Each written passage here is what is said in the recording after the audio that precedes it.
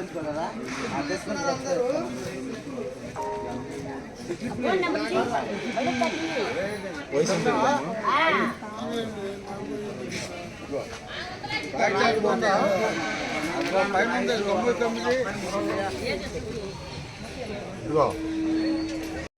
ఉచిత కంటి వైద్య శిబిరం నిర్వహిస్తున్నారు. ప్రతి మండలంలోనూ ప్రతి నియోజకవర్గంలో ప్రతి మండలంలోనూ నిర్వహిస్తూనే ఉన్నారు. దానికి ఎంతో కృషి చేస్తున్నటువంటి మన ఎమ్మెల్యే గారికి మంచి ఆదాయ కోరుకుంటూ సారు అక్కడికి వెళ్ళి చూసుకొని మన దగ్గరికి వస్తారు. ఆ తర్వాత ఇక్కడ ప్రోగ్రాం జరుగుతుంది.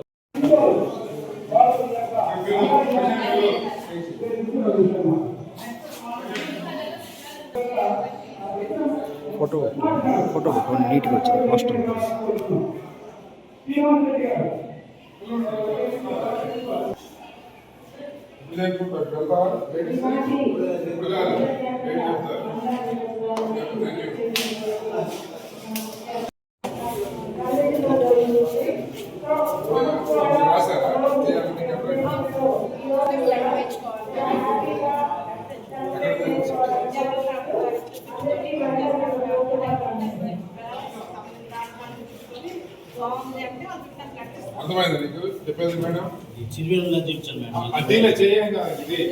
గ్రామంలో ప్రధానమైన మౌలిక వసతి ఏదైనా ఉందంటే మన ఇంటి ముందు ఉండే రోడ్డుకి మన ఇంటికి మధ్య ఉండే డ్రైనేజ్.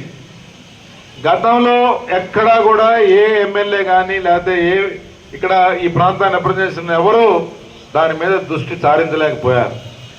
మీ అందరి ఆశీస్సులతో నాకు అవకాశం వచ్చిన మొదటిసారి 14-19 మధ్య 475 కిలోమీటర్ల సిమెంట్ రోడ్లు, అంటే స్వతంత్రం వచ్చిన తర్వాత ఈ యొక్క అంతకుముందు 65 సంవత్సరాలకి ఒక 100 కిలోమీటర్లు వేస్తే మనం 5 సంవత్సరాల్లోనే 475 కిలోమీటర్ల సిమెంట్ రోడ్లు గ్రామాల్లో వేసుకోగలిగాం.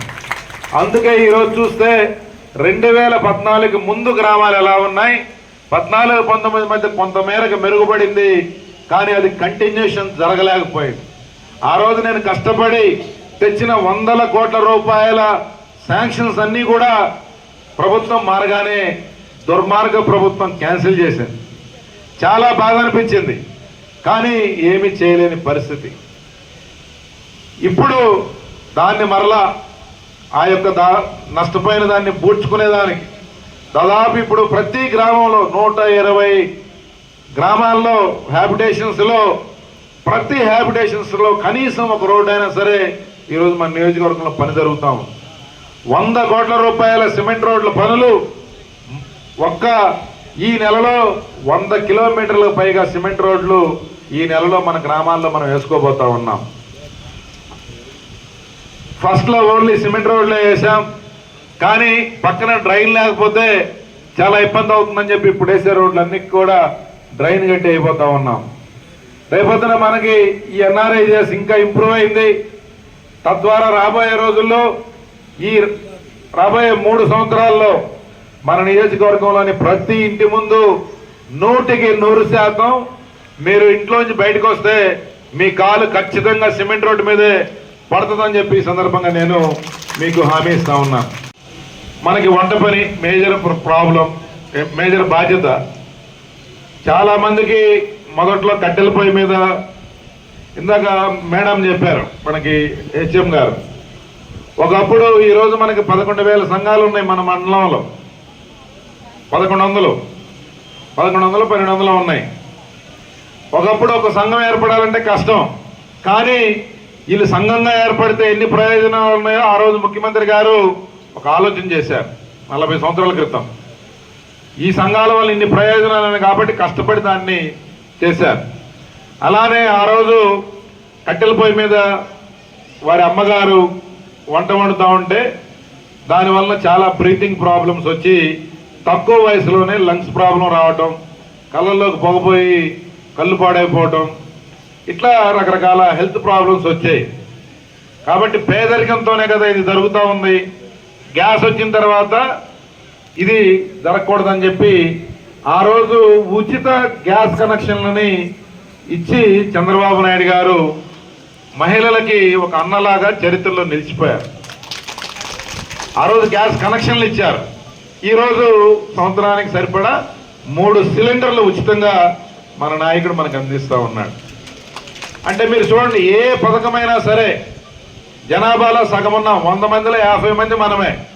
కానీ 50 మంది పనిచేస్తే ఈ దేశానికి సంపద సరిపోదు. 100కి 100 మంది పనిచేయాలి. ఈ 100 మందిలో 50 మంది మహిళలు ఉన్నారు, 50 మంది పురుషులు ఉన్నారు. పురుషులు పనిచేస్తున్నారు, మహిళలకి శక్తి ఉండి కూడా పనిచేయట్లేదు అని ఎక్కడెక్కడైతే ఆగిపోయారో వారందరికీ ఈ ఆర్టీసీ బస్సు సౌకర్యం ద్వారా కానీ, తల్లికి వందనం కానీ, డ్వాక్రా ద్వారా పెట్టుబడి నిధిని అందించడం కానీ, ఈ రకంగా రకరకాల సపోర్ట్ చేస్తూ మహిళా పారిశ్రామికవేత్తలని తయారు చేయాలి. వీళ్ళ వలన ఈ యొక్క భారతదేశ ఆర్థిక సంపద పెరగాలని ఒక ఆలోచన చేసిన వ్యక్తి చంద్రబాబు నాయుడు గారు. తల్లికి, ప్రతి తల్లికి మొట్టమొదటి బాధ్యత పిల్లల్ని చదివించడం. అదొక్కటి చాలా ప్రధానమైన, పెంచడంతో పాటు చదివించడం కూడా చాలా ఇంపార్టెంట్. తండ్రి కన్నా కూడా తల్లి మీద బాధ్యత దాని మీద ఎక్కువ ఉంటుంది. అందుకే ఏ ఇంట్లో అయినా సరే చదువుకునే ప్రతి పిల్లవాడి బాధ్యత తల్లే చూస్తుంది. కాబట్టి చదువుకున్న ఎంతమంది పిల్లలు ఉంటే అంతమంది పిల్లలకి 15,000 రూపాయల తల్లికి చేదుడు వాదుడుగా ఉండాలని దాదాపు 63 లక్షల మంది తల్లులకి, పిల్లలకి వారి తల్లుల చేతిలో 15,000 రూపాయల పిల్లాడికి పెట్టి పిల్లల్ని చదివించే బాధ్యతని మీతో పాటు మన ప్రభుత్వం కూడా తీసుకుంది. మన నియోజకవర్గంలో ఇక్కడ ఉన్న వాళ్ళలో తల్లికి వందనం కింద మన బిడ్డల్ని చదివించుకోవడానికి సహాయం అందుతున్న కుటుంబాలు ఎవరి నుండి చేతులు ఎత్తండి. 15,000 రూపాయలు మీ పిల్లలకు వస్తున్నాయా? వస్తే చేయొద్దండి. చేతులు ఎత్తకపోతే మళ్ళీ కట్ అయిపోతాయి మీ ఇష్టం. 4వసారి పదవి బాధ్యత చేపడతా ఉన్నాడు. ఎప్పుడు ఆయన అవకాశం వచ్చినా మహిళలకి ఆర్థికంగా స్వాతంత్రం రావాలి, ఆర్థిక స్వాతంత్రం మహిళలకు రావాలి. కుటుంబాన్ని పోషించగలిగే శక్తి మహిళకు వచ్చినప్పుడు కుటుంబం బాగుంటుంది, సమాజం బాగుంటుంది, వాళ్ళందరూ ప్రయోజకులు అవుతారు అని ప్రగాఢంగా నమ్మిన వ్యక్తి. అందుకే ప్రతి ఇంటి నుంచి ఒక పారిశ్రామికవేత్త రావాలనేది ఆయన సంకల్పం. దీనికి మనం వ్యక్తిగతంగా ఒక్కొక్కరు పనిచేస్తే ఎప్పుడూ సక్సెస్ కాలేం. ఒకరికొకరికి తోడు, ఒకరికొకరికి మాట సహాయం, ఒకరికొకరు ఏదైనా ఆపదలో ఉన్నప్పుడు, కష్టంలో ఉన్నప్పుడు ఒక భరోసానివ్వటం, ఆత్మస్థైర్యాన్ని నింపటం, ఇవన్నీ ఈ యొక్క సంఘంలో సాధ్యపడతాయి. ఆ సంఘాలే డ్వాక్రా సంఘాలు.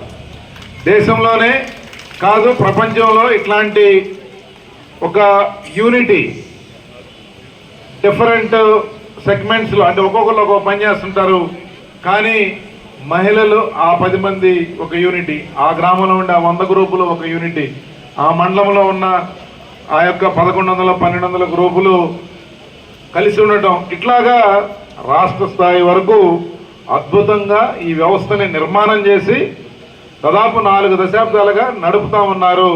అంటే దానికి బలమైన పునాది వేసింది చంద్రబాబు నాయుడు గారు.